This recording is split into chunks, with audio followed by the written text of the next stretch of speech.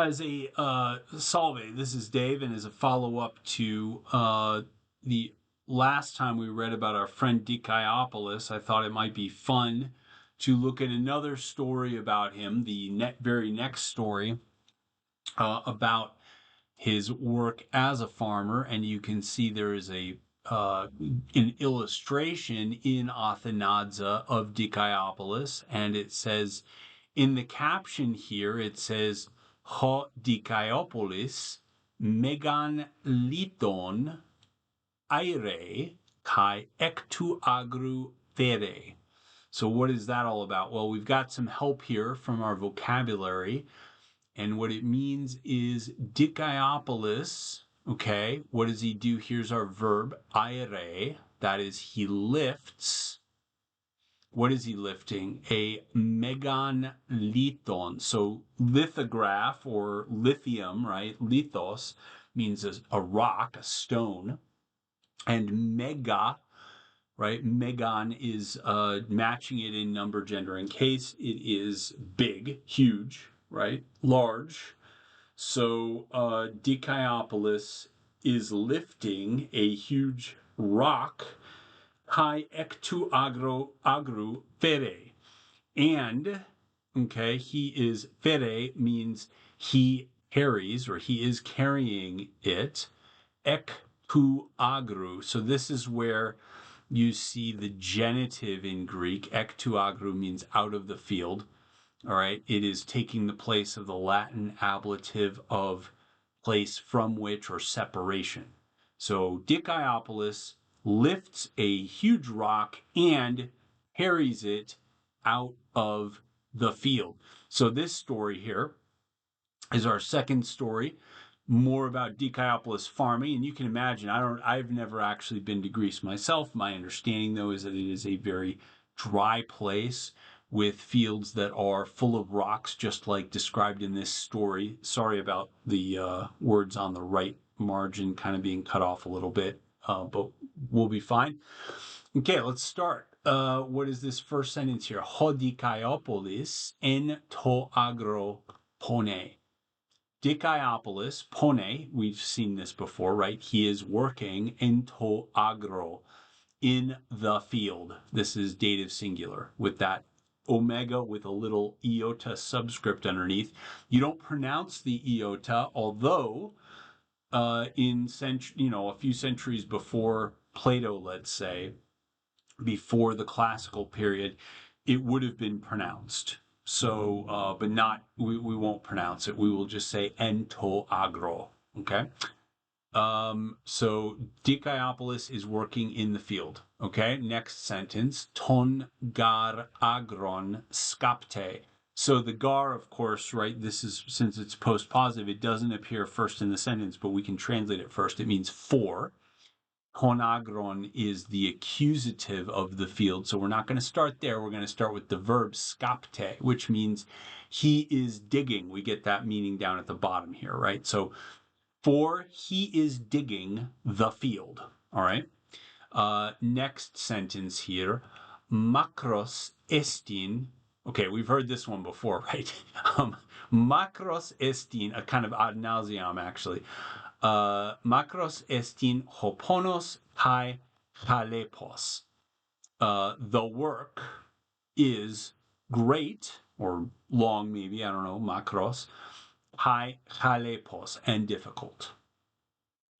Tus gar litus ectu agru fere tus gar litus ectu agru fere. And this is where there's a period, but we can't see it because I didn't scan it properly.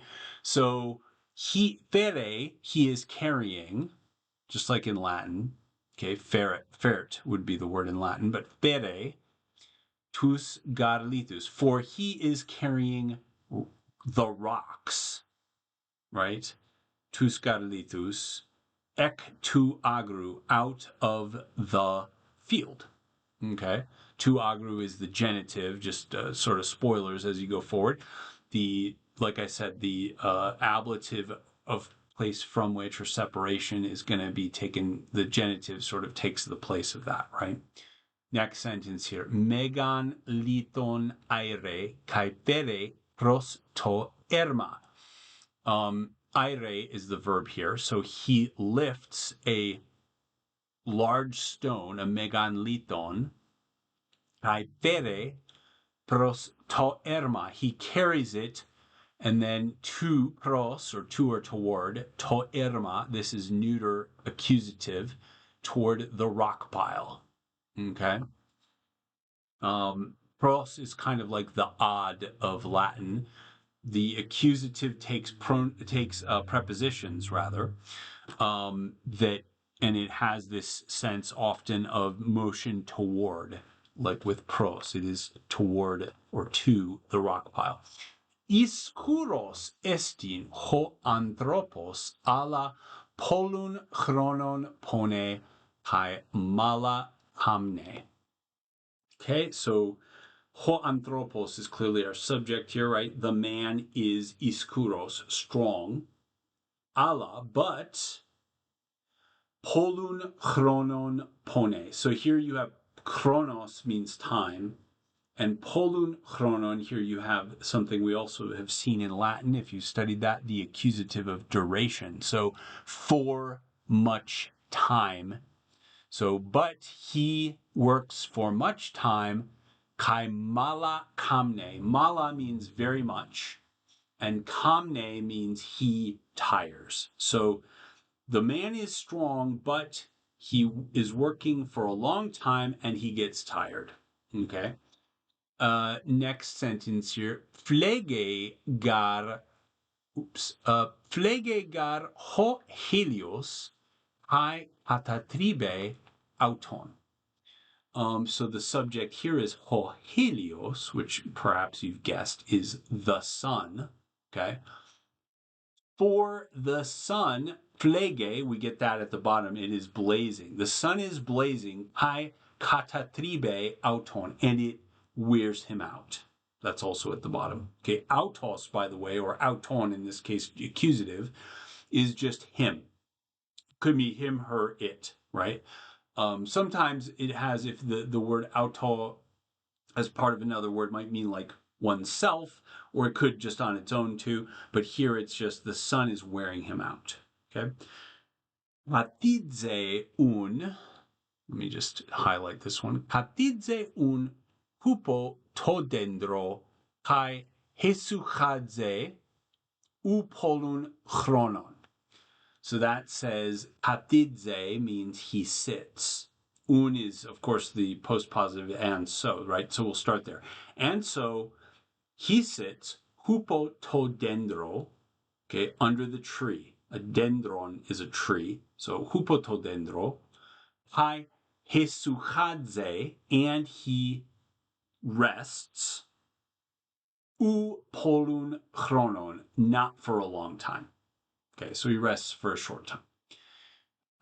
The phrase di oligu starts this. That means soon. Di oligu gar aire heauton kai pone. So here we have the reflexive pronoun heauton, himself. So what's going on here? Soon, for soon, we just said he rests for not a long time. For soon, aire, he lifts, heauton, himself, kai pone, and he works. Telos de katadune hohelios. Finally, telos de, finally, the sun, hohelios, katadune, sets. Okay? The preposition kata kind of means down or under or something like that. And so when you see a verb like katadune, makes sense that it would be that it's the sun sets. Okay. Next sentence. Uk eti un pone ho Dikaiopolis ala pros ton oikon badidze, which is to say that uketi is not yet, no longer at the bottom. Sorry, no longer. It can mean not yet too, I think, but in this case, clearly no longer makes more sense. So un, and so Dikaiopolis works, pone, no longer, ala, but badidze, he goes, pros ton oikon, to the house. And that's that.